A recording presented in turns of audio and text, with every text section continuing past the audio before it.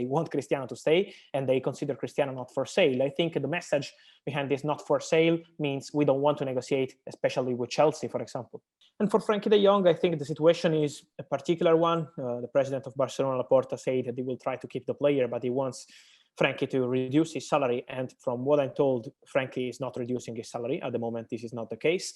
So the salary has always been the biggest issue for Barcelona.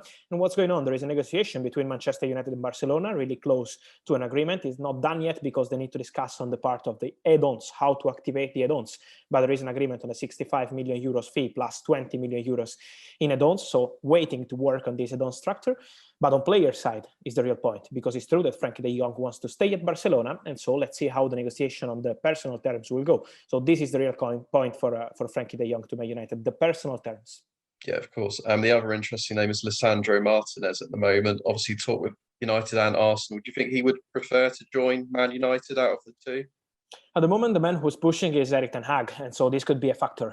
The player has not decided it yet, but he knows that Erik ten Hag could be a factor. The player knows that Erik is really pushing to have him at Manchester United.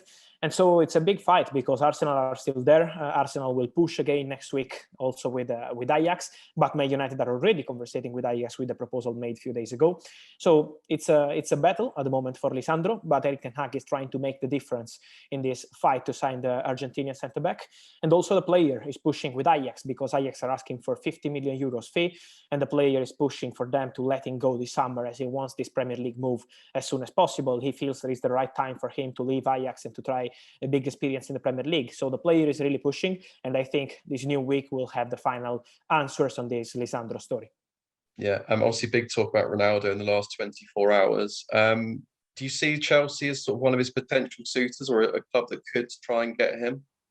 At the moment, I would mention Chelsea because it's true that Jorge Mendes had a contact with Todd Bowley, and we know that Todd is taking care directly of all the transfers for Chelsea. So they've been offered this possibility to discuss about Cristiano, but at the same point, Chelsea have not followed up with a proposal or something like this for Cristiano Ronaldo. So at the moment, they're really quiet, focusing on different things. We know about Rafinha, Sterling, the centre-backs with Matthijs de Ligt. So at the moment, it's not the real priority for Chelsea. I'm sure that Jorge Mendes will try. Will try with Chelsea, will try again with other clubs around Europe like Bayern, and Bayern are still not open to signing Cristiano Ronaldo. So let's see if they will change their position. But as of today, it's a no from Bayern.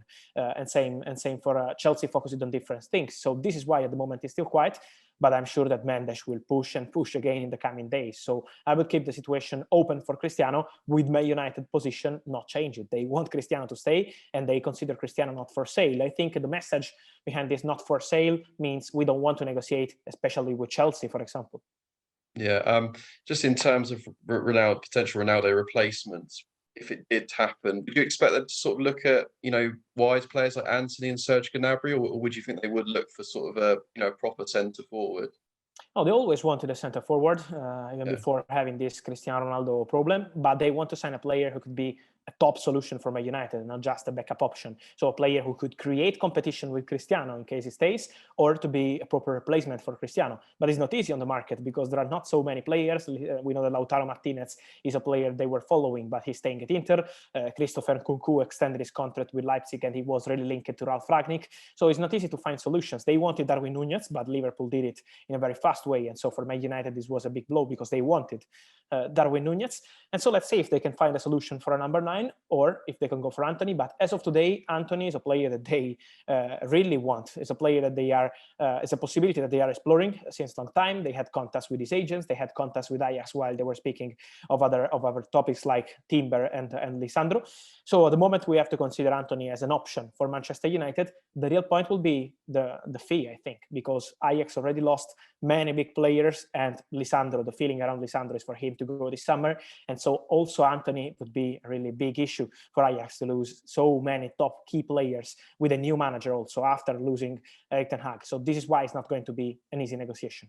Yeah, and just a quick one on Tielemans as well. Man United being linked with him. Obviously, I think Tottenham have been as well. Where do you see the race for him at the moment? At the moment with Tottenham, I don't have any confirmation, honestly. I see a lot of stories, but at the moment, I don't have any confirmation on Tottenham, and I think they're focused on the right back. They're focused on the centre back with Lenglet after signing also Richarlison, so it's not a priority for them. Arsenal are still in contact with his agent, so Arsenal are still exploring this possibility for Youri Tielemans, but still no official bid to Leicester. So let's see if they will decide to make a proper bid, an official bid for Tielemans. At the moment, are just contacts with his agent, and he's always been very high in the list for Edu and for Arteta, but still no proposal. So maybe they will go step by step on the market and decide in the coming days or weeks what they want to do for Tielemans. And for Man United, it's true that Man United had been exploring this possibility also months ago. It was February, March, exploring the possibilities and the conditions of this Tielemans deal. Now they're focused on Frenkie, but as we mentioned, for Frenkie, we have to see what happens with this Barcelona negotiation on the add-ons and with player side, with the personal terms that are not just a detail in this Frenkie story. And so in case Frenkie deal won't go through, Tielemans could be one of the most interesting options for Man United. And for many other clubs, I think, because a player like Tielemans out of contract next summer with no intention to sign a new deal during this summer, then maybe could happen in September, October. But as of now, he's not signing a new deal. I think it's a very interesting opportunity for many clubs around Europe, not just English clubs. Yeah. Where do you think we are with Chelsea in terms of attackers? Is Sterling quite close? And where are we with sort of Dembele and Rafinha at the moment? It seems like sort of quite a complicated situation in terms of Barcelona. Yes, it's not easy. It's not easy for Chelsea because they tried also for Richarlison. They also explored the possibility for Gabriel Jesus. So they're exploring many possibilities in attacking positions. And for the names you mentioned, yes, Raheem Sterling is getting closer. They're negotiating with Man City. And during next week, they will have new contacts with Man City to make sure that they can find the agreement also on the final details, on the fee, on the personal terms, and then to sign Raheem Sterling. The player is keen on the move. So I think for Sterling, there are very good chances to join Chelsea this summer. Let's wait for this final contact between City and Chelsea. For Rafinha, Chelsea are still there. Chelsea are still waiting for the player to make a final decision. We know that, as Laporta said, Rafinha wants to go to Barcelona, but it's also important to mention that at the moment, Barcelona have still no full agreement with Leeds. So they have to change their proposal, or Leeds won't accept the last one.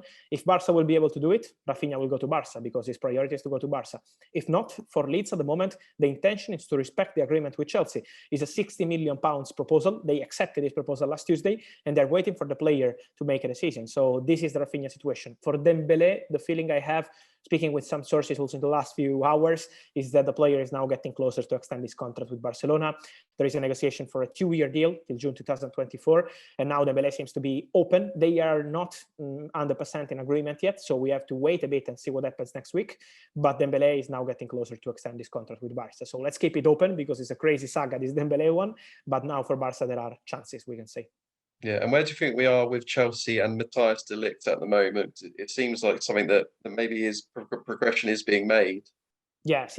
They are on it also because the player has been clear with Juventus. He wants to go. His priority is to go. Then the player is very respectful, so he's never going to break with Juventus to break his relationships. But he wants to go, and so Chelsea know that the player would be keen on the move, and this is why they're preparing a new proposal. They will be in direct contact with Juventus again next week to discuss about potential players to be included in the deal, like Timo Werner again. But Juventus want a different value of Timo Werner in the deal, not for 50 or 60 million, but for completely different value.